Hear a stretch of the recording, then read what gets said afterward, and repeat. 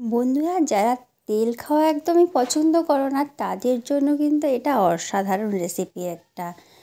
একদম তেল ছাড়া কিন্তু আমি এই পিঠেটা বানিয়ে দেখাবো। অসাধারণ পিঠে বন্ধুরা, যার মধ্যে থেকে পাতার একটা সুন্দর স্মেল আসবে। এই পাতাটা দিয়ে তোমাদের আজকে ভাপা পিঠে বানিয়ে দেখাবো। অনেক ধরনের পিঠে তো খেয়েছো, কিন্তু এই ভাপা পিঠেটা একবার খেয়ে দেখো। একদম তেল ছাড়া বন্ধুরা, একদম কিন্তু স্বাস্থ্যের জন্য ভালো। বাচ্চাদেরকে তোমরা কিন্তু টিফিনে এই পিঠেটা বানিয়ে দিতে পারো। একদম কিন্তু পুরো টিফিন বক্স খালি হয়ে যাবে যদি এই পিঠেটা একবার বানিয়ে দাও বন্ধুরা। আর তোমাদেরও খেতে কিন্তু খুবই ভালো লাগবে। তাই শেষ পর্যন্ত রেসিপিটা দেখতে থাকো। যদি ভালো লাগে বন্ধুরা, প্লিজ একটা শেয়ার করে কিন্তু চ্যানেলটা সাবস্ক্রাইব করতে ভুলবে না। একদম তেল ছাড়া বন্ধুরা, কোনো রকম তেল ছাড়াই আজকে এই ভাপা পিঠেটা বানাবো। এর স্বাদ কিন্তু একবার না খেলে তোমরা বুঝবে না। তো চলো রেসিপিটা শুরু করি এরপর বন্ধুরা।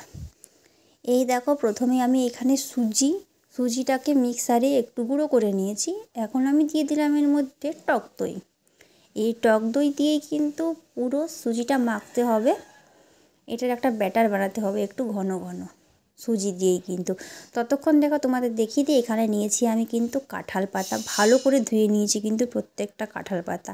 এরপর এর মধ্যে একটু তেল লাগিয়ে আমি দেখো সাইডের দুদিকটা কেটে নিয়েছি। ঠিক এইরকমভাবে কেটে নিতে হবে। তো চলো ব্যাটারটা রেডি করি। এই দেখো, এখানে কিন্তু আমি দই দিয়ে পুরো সুজিটা মেখে ফেলেছি বন্ধুরা।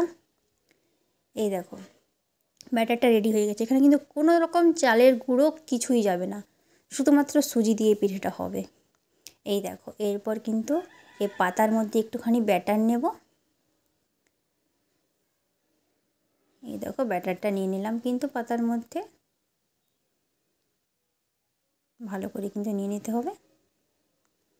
এরপর দেখো, এখানে আমি নারকেল করেছি, নারকেলের পুর বন্ধুরা। এই রেসিপিটা আমার চ্যানেলে পেয়ে যাবে, নারকেলের পুরটা। এই দেখো, এরপর এই মধ্যেখানটায় আমি দিয়ে দেবো একটু পুরো পুরটা। পুরো মধ্যেখানটায় কিন্তু দিয়ে দিতে হবে। এই দেখো, পুরো দিয়ে দিয়েছি। এরপর এটা মুড়ে এর মধ্যে একটা কাঠি গুঁজে দেবো। তো দেখো বন্ধুরা, সব পিঠেগুলো আমি বানিয়ে নিয়েছি। এগুলো কিন্তু সেদ্ধ হতে দিয়ে দিয়েছি। এই দেখো, এগুলো কিন্তু সেদ্ধ করে নিতে হবে 10 থেকে 15 মিনিটের মধ্যে।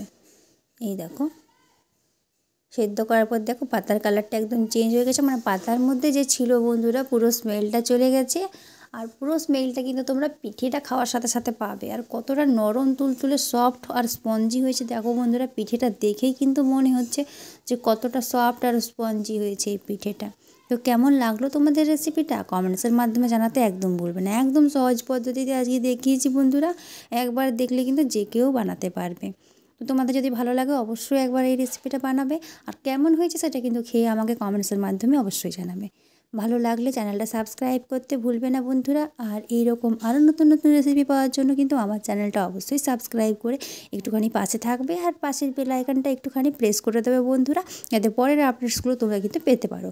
দেখা হবে আবার নতুন কোনো ভিডিওতে। ভালো থেকো সবাই।